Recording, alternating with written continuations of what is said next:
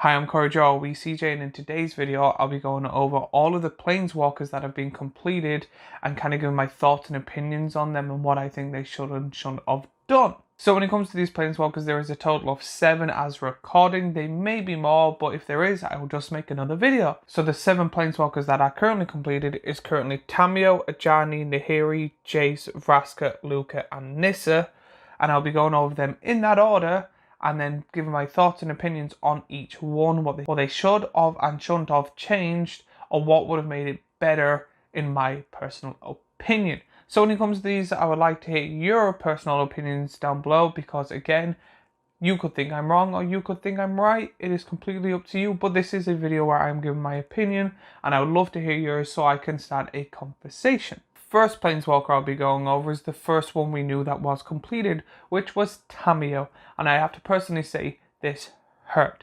I always seen Tamiyo as kind of like the mother figure of planeswalkers. I didn't really know much of a backstory. I knew she was a cool moon person, and now we have no cool moon person planeswalkers, and the fact that she was able to put Emrakul in the moon, even though it was Emrakul controlling her, that's a completely different video and a completely different story. But I'll be putting Tamiyo, the completed stage, on screen now and reading her out.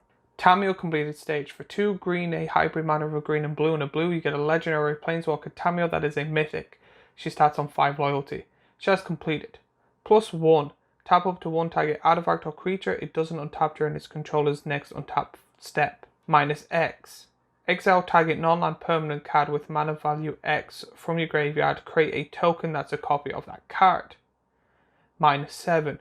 Create Tamiyo's Notebook, a legendary colorless artifact token with spells you cast cost 2 less to cast, and has tap, draw a card. I'm going to say this and say this once. I would have thought about it when it comes to other planeswalkers. The completed ability was a good idea. However, I thought it would be 2 less ability for the dual planeswalkers and 1 for the mono planeswalkers. But overall, I don't really like that they come in with less ability by paying 2 life. But that's just my thoughts and opinions. I thought I would do it on the first one, that in all of them, I would rather pay the mana than pay the 2 life to have more loyalty to get closer to the ult on some of these, or the -X. I'm nipping that in the butt right now, so I don't have to say it for every single one of these planeswalkers. So with Tamiyo, you get for 5 mana a 5 loyalty planeswalker, and I think her abilities are absolutely amazing. I think she does really good for what she needs to do. My favorite thing about this card is the fact that there is no emblem. I really think that if they are keeping the fact that they are planeswalkers and completed, that the fact that emblem should only be unique to planeswalkers, and I really think a legendary artifact should be made from them instead of emblems, and Tamiyo is the best reason why, because if she comes on with more loyalty than a normal planeswalker, and easy to ult, because artifacts you can get rid of and emblems you can't, I would prefer that, because it shows that they're more powerful. However, they have downfalls compared to planeswalkers, but her ult is probably the best thing and the main reason people would like to play her, because she just literally gets things cost cheaper and you get to draw a card pretty much once per turn, depending on how many you have of these cards, and I think that's why Tamiyo is an amazing completed planeswalker. However, it did hurt, but that's what they were aiming for. So when it comes to Ajani, I do have to say I'm going to be kind of biased with this, because Ajani is one of my favorite planeswalkers. I have every single Ajani currently out. I absolutely love the card, and this did hurt me, but again, it's what they did. And with the new card, the new instant, I think it is, where it shows him in this brand new armor, is absolutely amazing. I love that artwork. I would love it as a playmat. I would love it as a poster. It is absolutely beautiful. And here is Ajani Sleeper Agent on screen now. Ajani Sleeper Agent. For 1 green, a hybrid mana of green and a white, you get a legendary planeswalker Ajani that is a mythic. Starts on 4 loyalty. Has completed. +1. Reveal the top card of your library. If it is a creature or planeswalker card, put it into your hand. Otherwise, you may put it at the bottom of your library. -3. Distribute 3 1/1 counters among up to 3 target creatures. They gain vigilance until end of turn. -6. You get an emblem with whenever you cast a creature or planeswalker spell, target opponent gets 2 poison counters. When it comes to this Ajani, there's not really much I can talk about. His +1 does Ajani things, his -3 does Ajani things, and I really do like it. My biggest problem is his ult is that it gives an emblem. I really do think it should give a legendary artifact that does the exact same thing, because it would be very good if you could stack them. I know you can stack emblems, however there is cards out there that let you copy artifacts, and this would go really good in a like poison deck, especially with that green guy from Cowtime that doubles them. Imagine being able to do that if it was an artifact. You double the artifacts, you double with his ability, and it gives you a better chance to win. This is my personal thoughts and opinions on Ajani. Time to go on the next Planeswalker. Next is Nahiri. I do not like Nahiri. I've never liked Nahiri. Even when they done these Return to Zendikar trailer and she like betrays someone, I was just like, yeah, that's normal Nahiri to me. I really don't like her. I think she's one of the weakest Planeswalkers. Her ability is unique. She's the only Planeswalker that does it. But when I found out she was completed, I wasn't happy with that at all. The only reason I can justify them doing this, or the reason I would like them to do this, is I think it would be a really good idea to bring Soren into this with March of the Machines coming out and her killing Nahiri and getting his red and white pip to be able to be closer and stronger than his, I think it's his grandfather, Edgar Markov, and becoming a 3-color Planeswalker would be absolutely amazing, especially in the same colors as his father or grandfather. And here is Nahiri the Unforgiven on screen now. Nahiri the Unforgiven, for 1 red, a hybrid Phyrexian mana of red and white you get a legendary Planeswalker Nahiri, that's a mythic. She starts on 5 loyalty, she is completed, +1. Until your next turn, up to 1 target creature attacks a player each combat if able. +1. Discard a card, then draw a card. 0. Exile target creature or equipment card with mana value less than Nahiri's loyalty from your graveyard. Create a token that's a copy of that card. Against haste, exile it at the beginning of the next end step. So when it comes to Nahiri, there is no minus abilities at all. They're all +1, and 0. And I do kind of like them. However, I would like some slight changes. I would like the first +1 to just be gold target creature, because the fact that if you use it on someone, they're obviously going to pick you every time. So golding them, especially with gold only being in 2 or 3 sets previous, with Streets of New Capenna, it would have been really good for it to be gold target creature. The next one should have been for a +1 draw a card, discard a card. It's more of a blue thing, but it is very red too, so I can see where they're coming from. I've just never been really a big fan of discard. So +1 draw a card, or even +1 scry draw a card would have been better in my opinion. But the biggest problem with this card is its ult. For 0, no. I would rather have a -X, and the X being the CMC of the creature or equipment you are getting, because I would rather be able to plus her a few times and then be able to get them than the 0 she currently has. But that's just my thoughts and opinions. I would love to hear yours, and I will go on to the next Planeswalker. So if you haven't seen my previous video when they announced who the 10 Planeswalkers are, I made a video on who is and who isn't going to be completed, and Jace was the one I got wrong. And the reason I got him wrong is because I thought he was too important. He's the only Planeswalker that knows that Bolas is not dead and in a different realm. And he was the only Planeswalker that had a one-to-one conversation in this mind realm playing chess with a human version of Emrakul, which again has to come back at some point. And they've been hinting at it for a while, because in Remastered, there's kind of an Emrakul with the Maze of Ith. And there's a new card that's coming out where it's like a giant mountain vault, and it looks like in the shadow of it there is the 3 titans. So I thought Jace would have been kind of more bulletproof than he currently is, by being one of the main characters, especially since he has been the mascot for Magic for years. But here is Jace Perfect Mind on screen now. Jace the Perfected Mind. For 2 blue and a Phyrexian blue, you get a legendary Planeswalker Jace that is a mythic. Stats on 5 loyalty. Has completed. +1. Until your next turn, up to 1 target creature gets -3/-0 till end of turn. -2. Target player mills 3 cards. If there is a graveyard with 20 or more cards in it, you draw 3 cards, otherwise you draw a card. Minus X. Target player mills 3 times X cards. So with this potentially being the last Jace card printed, or the last Planeswalker Jace card printed, I do find his abilities very strange. His +1 compared to his 2 minuses don't really go hand by hand. The only reason I could ever think it is that you +1 something so it's less damage to him to then be able to get your ult. However, I don't like the plus. That is the biggest problem I have with this card. Even though it does what Jace does, I'd rather him still kind of target a library. So like drawing cards or even like mill one or target player mills one would be better to keep it on theme. And then I absolutely love the minus and the ult, but again, I am a mill player. I do have a mill deck. I haven't touched it in a while because I'm doing big upgrades to it and I want to make a video, so I'm still trying to figure out how I'm going to do that, but that's a completely different topic. So this is my thoughts and opinions on Jace, and now I'm going on to the next Planeswalker. And the next Planeswalker I'm going over is Vraska.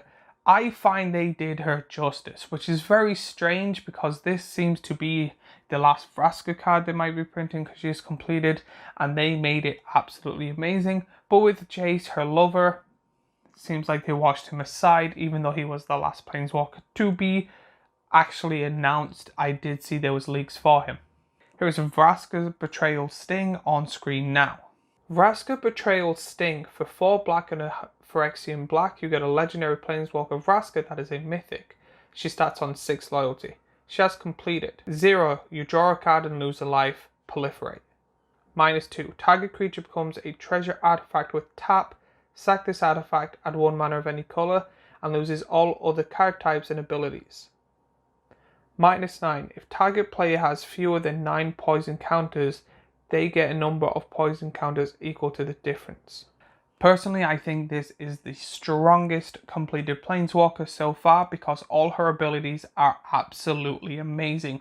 The weakest part of her is 6 mana for a 6 loyalty Planeswalker, and that is still good. So with Vraska's 0 ability, it is really powerful. Even for a 0, you get a Phyrexian Arena ability where you lose life and draw a card, which is good on its own, but it also proliferates. So if Vraska's in a Super Friends deck, a +1/+1 deck, a -1/-1 deck, or any form of deck that makes counters, especially with Toxic going to be a big thing, she absolutely destroys. Then her minus ability, which is absolutely mind-blowing because Oko, everyone hated Oko for turning people into elks. Everyone's going to hate her for turning them into treasures. It is going to be literally you play her down -3 her and then pick the strongest creature an opponent controls and turn it into a treasure. Yes, you do give them the benefit of giving them 1 extra mana for 1 turn, but if an opponent plays a really big creature like a dragon or something, you literally just go, it's a treasure. Her ult is absolutely amazing. You literally pick an opponent and put a timer on them. You literally point at someone and go, screw you. If I proliferate, which is a possibility because there are cards out there that lets you activate Planeswalkers twice, or if I'm able to put 1 toxic counter on you now, you're gone. So it's one of those things on before your combat, you literally just alter, pick an opponent, and then just go in with a 1/1 that is unblockable. By the way, because you've just played Vraska, so you still have a good amount of mana left, especially if you are able to cheat her out. So I really do like this card. However, I do think that because of how good Vraska is in showing how good these completed Planeswalkers are, they kind of just, for the last card of Jace, completely just screwed him over, in my opinion. So now I'm on to Luca, and poor Luca. I've never seen anyone like Luca. Luca seems to kind of just be that kid that everyone bullies in school and no one knows why. Luca this is his 3rd card from my knowledge where it's just a Planeswalker even though one's a flip, and every time people just slap him away because they find him completely useless. I do actually find this to be the best version of him, but even in the story I heard from like videos I've seen that Luca's not even doing much in this story. So Luca's still sticking with his useless, Luca's just sticking with being useless. Luca, Bound to Ruin for 2 red, a Phyrexian hybrid of red and green you get a legendary Planeswalker Luca that is a mythic. He starts on 5 loyalty. he's completed.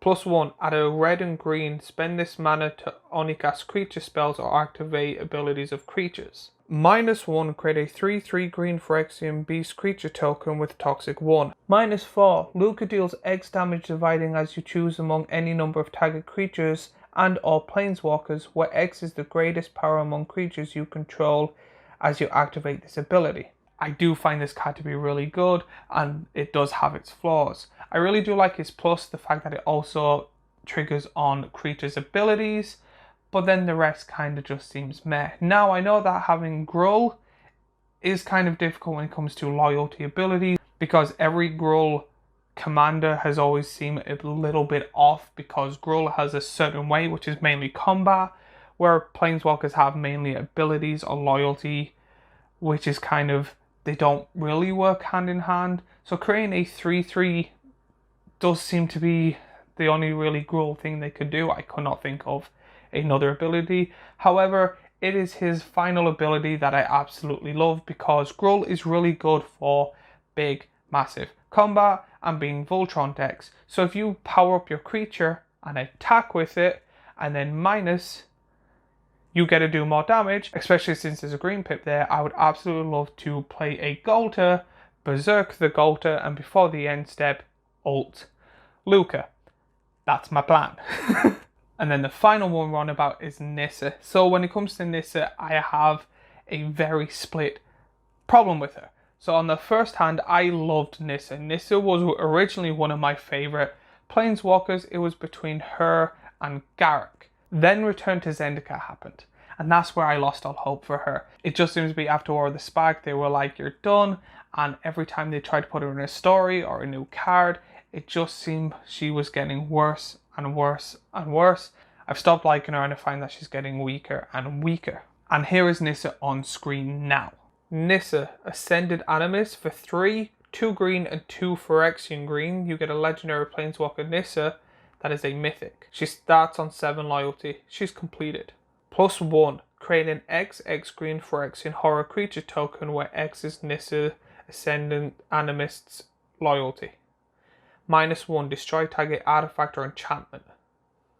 -7, until end of turn, creatures you control get +1/+1 for each forest you control and gains trample. When it comes to this Nissa card, I have a lot of problems with it. Mainly the fact that she's the most expensive planeswalker. She should have been Golgari, because the last card they made her Golgari, and the fact that there isn't a Golgari kind of completed planeswalker because they made Vriska just pure black, which is completely fine with me, but the fact that Nissa just turned green is very strange to me. Her -3 ability is the best thing about her, but again, it's still a Golgari ability in my eyes, because even though green does it, Golgari does it better. Her plus and her ult is where I have the biggest problem with her. I do personally think it should be around poison counters. So instead of getting a giant XX creature, you should get a giant XX creature depending on how many poison counters are on your opponents. So for example, you're playing a 4-way game, and altogether one has 2, one has 2, and one has 2, just do simple maths, you create a 6/6. Same with the ult. I really think the ult should be based on how many poison counters are on opponents. So it gives that big buff, it does the exact same, except for the X is how many poison counters are on opponents. The reason I left her last is because I do find she is the weakest, and I know that people are going to have the biggest problem when it comes to me kind of dismissing this Nissa card altogether. But now that we've come to the end of the video and I've gone over all the planeswalkers, I would like to hear your comments below, where I was right, where I was wrong, what you would have changed, and also which of the completed planeswalkers is your favorite. But as always, remember to like, subscribe, follow me on all my social media, share my stuff. My channel's still growing, but not fast enough, but I'm still thankful for all the praise and all the comments and all the likes I've been getting for over the last few months, so I'd like to keep this going. I also have a Patreon if people are interested in that, to help the channel grow and to help me be able to buy like better lights, better cameras, better equipment, and eventually get a editor, because that's the biggest struggle I've been having when it comes to making these videos. Also, if you like this video, I did the same with Elish Norn's art. If you also want to see more Magic the Gathering content, I have a playlist right here on screen now.